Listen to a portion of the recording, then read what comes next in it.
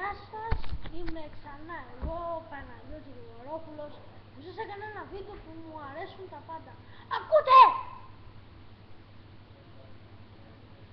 Sorry. Δείτε τώρα που θα σας παρουσιάσω το νερό. Ακούστε τώρα, τι είναι το νερό. Το νερό είναι ένα καλό πράγμα για τον άνθρωπο. Καταλάβατε? Τι ομάδα είμαι εγώ? Το βρήκα. Λοιπόν,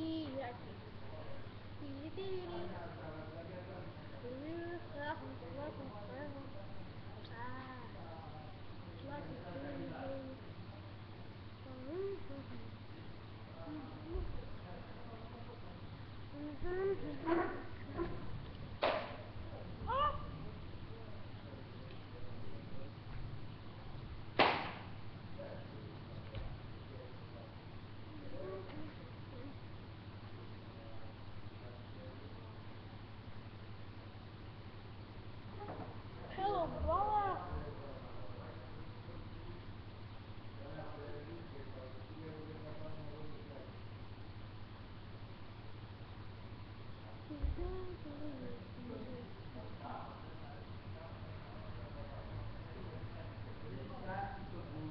Του Τζέι μοδοφάκα.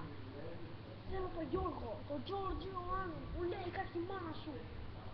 Διάολε μαύρε, δε πού στο ιερά φουντό. Πω. Γυρίσουμε λίγο το καπέλο.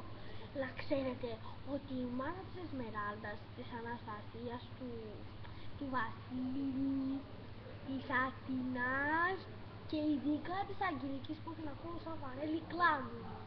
Το καταλάβατε? Τώρα να σας κλείσω ή δεν θέλετε ακόμα? Θέλετε να σας πω κι άλλα για τον εαυτό μου ή για τους συμμαθητές μου που είναι τόσο μαλάκες? Κλάνουν οι μάνες τους, το ξέρετε αυτό?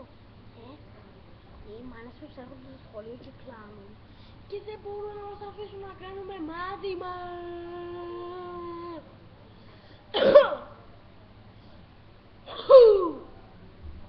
Το καταλάβω.